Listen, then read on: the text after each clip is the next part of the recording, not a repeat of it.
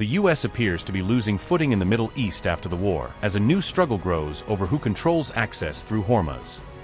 Fees or free transit?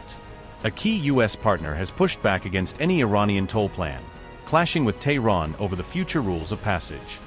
Iran appears to be trying to rewrite the rules in the Strait of Hormuz, even as Washington insists there must be no tolls or added charges. Who controls Hormuz now is becoming the next big battle, with Iran signaling that its position on the issue is non-negotiable.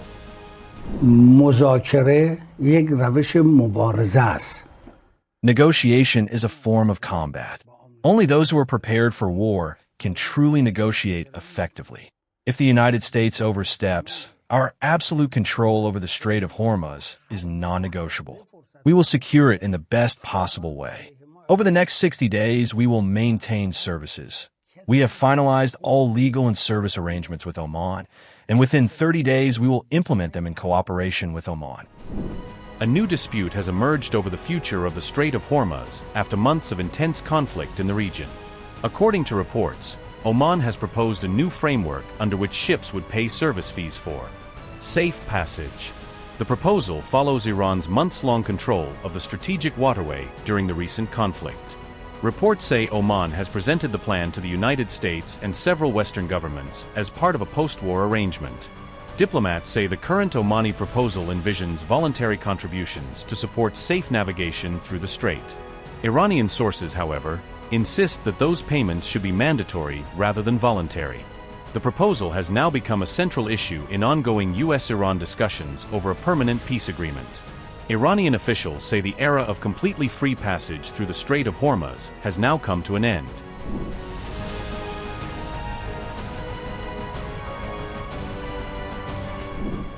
President Trump has rejected any form of shipping fees in the Strait of Hormuz, calling the idea unacceptable.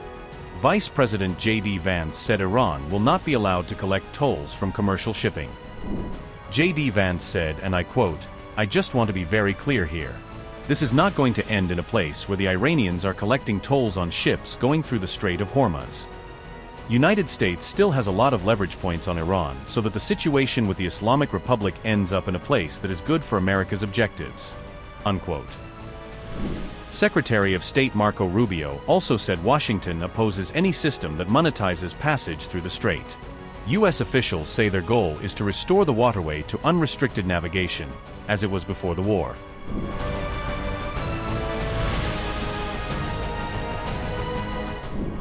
Iranian Foreign Minister Abbas Araghchi says the Strait of Hormuz will never return to its pre-war status.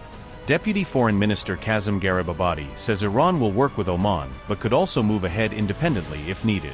Iranian negotiators argue that securing the strait comes at a cost that cannot simply be ignored.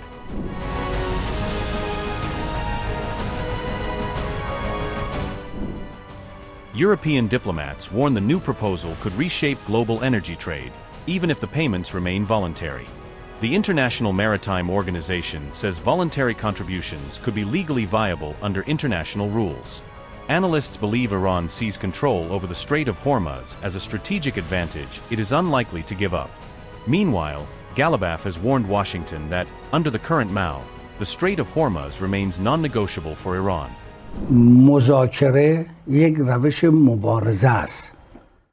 Negotiation is a form of combat. Even now, as we talk to America, we are dealing not with a friend, but with an oath-breaking enemy who will strike the moment an opportunity arises against us. Only those who are prepared for war can truly negotiate effectively. There are clear fissures within the U.S. administration. Rubio charts one course, Vance another. When Rubio visited Bahrain last Thursday, every move he made ran counter to our memorandum. He deliberately provoked the Gulf states again, inciting them against us over the Strait of Hormuz. We face a determined adversary in this memorandum, yet we have stood our ground. Rubio is actively pushing to revive the Washington Agreement and advance the Abraham Accords, aiming to normalize Lebanon's ties with the Zionist regime. Our memorandum, however, is explicitly designed to protect Lebanon's independence. From the moment we lifted the blockade until today, we have exported more than 40 million barrels of oil. Contrast that with the previous 50 to 60 days, when we exported not a single drop, entirely consumed by the obstacles and efforts just to reach this point. We are ready to fight, and we will fight. Yet if dialogue can advance this memorandum, we will pursue it. Know that just as Lebanon's national sovereignty is our red line, if the United States oversteps, our absolute control over the Strait of Hormuz is non-negotiable. We will secure it in the best possible way. Over the next 60 days, we will maintain services. We have finalized all legal and service arrangements with Oman, and within 30 days, we will implement them in cooperation with Oman. We refuse to accept the narrative that lifting this siege is some trivial puff of air. This is the power of the Islamic Republic. Take pride in it and stand tall. We should relieve the people's economic burdens with dignity. By God, this memorandum is the document of America's defeat. We are fully committed to this memorandum. We engage in dialogue, but if the other side refuses to implement it, we are prepared for war and will respond decisively. The situation in Lebanon is different because the Zionist regime has militarily occupied part of southern Lebanon, leading to intense clashes. Yet, since we signed the memorandum and made progress, those clashes have markedly decreased.